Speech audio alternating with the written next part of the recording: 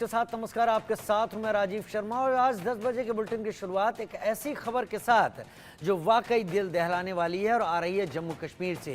जम्मू कश्मीर के गांदरबल में आतंकवादियों के हौसले इतने बुलंद हुए कि उन्होंने एक हमला किया और सज्जाद गुलू नाम के आतंकी की तलाश में अब सुरक्षा बल जुट गए हैं।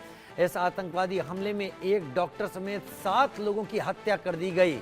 एनआईए की टीम जांच के लिए श्रीनगर और बाद में गांदरबल जाने की तैयारी में है। जो कुछ भी होता दिखा है इस वक्त, ऐसा लग रहा है कि आतंकवादियों के हौसले एक बार फिर से बुलंद होते दिख रहे हैं और ये हमला इस लिहाज से खतरनाक है कि ये हमला गैर कश्मीरी लोगों के ऊपर किया गया है। इससे पहले भी आतंकवादी और पाकिस्तान परस्त आतंकवादी उन लोगों पर हमला करते थे जो गैर कश्मीरी और गैर मुस्लिम होते थे। फारूक अब्दुल्ला, उमर अब्दुल्ला के पिता जो कि वर्तमान में मुख्यमंत्री हैं जम्मू कश्मीर के, वो लगातार इस बात पर जोर देते रहे हैं कि हमें इन हत्याओं के बाद भी हमें पाकिस्तान से बात करनी पड़ेगी। लेकिन क्या बात करनी पड़ेगी इस बारे में वो साफ नहीं है।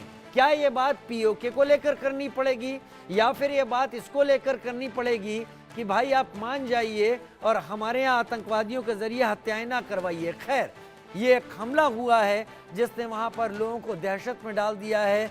चुनकर हमला इसलिए कहा जा सकता है क्योंकि ये गैर कश्मीरियों पर किया गया है। तो जम्मू कश्मीर के गांदरबल में आतंकी हमला, टनल वर्कर्स पर अंधाधुंध फायरिंग की गई। आतंकवादी हमले में 7 की मौत, 5 घायल। आतंकवादी हमले में डॉक्टर समेत 7 की मौत हुई है। मरने वाले मजदूर बिहार के बताए जा रहे हैं। सुरक्षा बलों का सर्च ऑपरेशन जारी है। बारामूला में हथियारों से लैस एक आतंकवादी को जहन्नम में पहुंचा दिया गया है। लेकिन ऐसे और कितने बैठे हुए हैं जो अब जम्मू कश्मीर को उसी दोजख में, उसी नर्क में ले जाना चाहते हैं जिस नर्क में ले जाने की वो लगातार कोशिश कर रहे थे। हम तस्वीरें आपको सीधे नहीं दिखा सकते क्योंकि ऐसा अलाउ भी नहीं करती मानसिकता और ये सही भी नहीं होगा। लेकिन सड़क पर पड़े हुए मजदूरों और लोगों के शव, शायद मुख्यमंत्री उमर अब्दुल्ला को कड़ाई बरतने के बारे में अब सोचना पड़े। हम उम्मीद ही कर सकते हैं कि नई सरकार कम से कम ऐसा कुछ करेगी जिससे आतंकवादियों को मुंहतोड़ जवाब दिया जाएगा, क्योंकि इन आतंकवादियों को प्यार की भाषा नहीं समझ आती।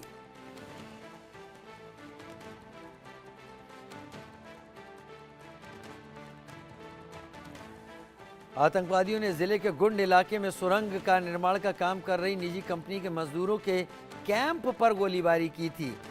शुरुआत की जो खबर आई थी उसमें पता चला था कि 2 मजदूरों की तो मौके पर ही मौत हो गई थी, लेकिन बचे हुओं की जान अस्पताल में चली गई। इस घटना को अंजाम देने में शुरुआती तौर पर सस्पेक्ट यही जताया गया कि 2 आतंकवादी शामिल रहे।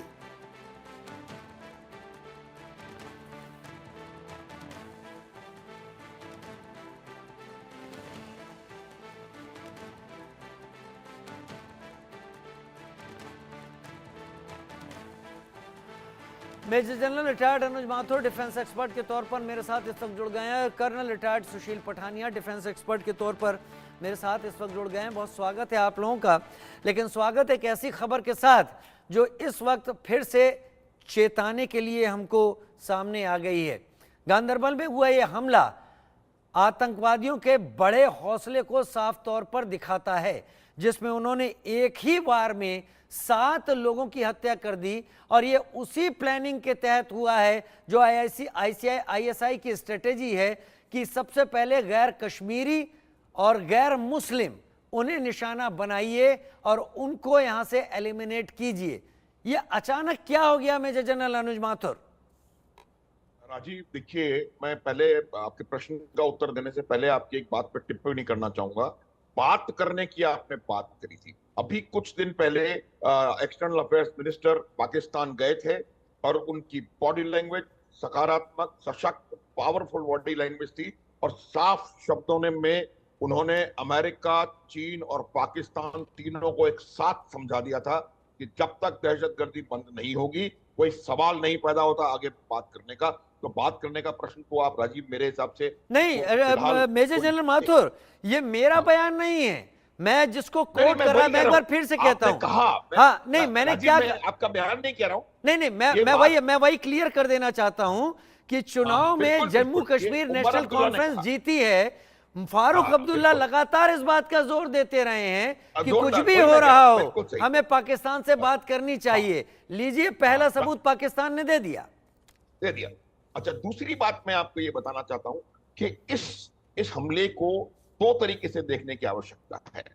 पहला कि हम लोग ये प्रयास कर रहे हैं दुनिया के सामने प्रोजेक्ट करने के लिए अपने देश के सामने कि वहां पर बहुत डेवलपमेंटल एक्टिविटीज हो रही हैं और वहां पर काम लगातार बढ़ता चला जा रहा है। और जब से 370 हटी है तब से वहां पर बहुत ज्यादा डेवलपमेंट हुआ है। तो उन्होंने एक डेवलपमेंटल एक्टिविटी को टारगेट किया है ताकि ये बताया जा सके कि हम डेवलपमेंट यहां नहीं होने देंगे। ताकि आपका दूसरी चीज ये है कि ये टारगेटेड किलिंग आउटसाइडर्स से ज्यादा हमें ये समझने की आवश्यकता पड़ेगी कि टारगेटेड किलिंग उनकी डेस्परेशन को ज्यादा दर्शाती है, ना कि उनके बढ़े हुए हौसले। डेस्परेशन इसलिए कि आप देखें पिछले 2-2.5 महीने से कोई मेजर एक्टिविटी नहीं हुई। दोनों इलेक्शंस इतने शांति प्रिय तरीके से समाप्त हुए हैं जितने लगता है देश के कई और भागों में ऐसा इतना शानदार इलेक्शन नहीं हुआ। फिर एक अच्छी गवर्नमेंट, लोकप्रिय गवर्नमेंट बनी और उस गवर्नमेंट ने भारत के संविधान के तहत शपथ ग्रहण करी।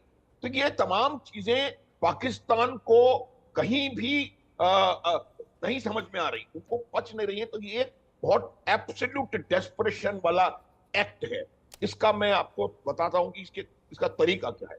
हमको आइडेंटिफाई करना पड़ेगा इसका मास्टरमाइंड कौन है। हमको अगर कोई शक भी है, आपको पक्का होने की आवश्यकता नहीं है, अगर जरा भी शक भी है तो वो एलिमिनेट होना चाहिए। अगर वो पीओके में है तो पीओके में जाके एलिमिनेट होना चाहिए, पहली बात। दूसरी बात, बहुत बड़ा हादसा है ये। अगर आवश्यकता है, आपको पता है इनके कैंप्स कहां पर हैं टेररिस्ट के, उन कैंप्स के ऊपर अब कोई औचित्य नहीं रह गया है सीज फायर का। आपका टाइम आ गया है कि आप अपना हथियार इस्तेमाल करें, आर्टिलरी इस्तेमाल करें, और जो इनके कैंप्स बने हुए हैं उसमें चाहे उनकी आर्मी हो या कोई भी हो, उनके ऊपर मेरा मानना है कि उनको एक्टिवेट करने की आवश्यकता है, उनके ऊपर हमले करने की आवश्यकता है।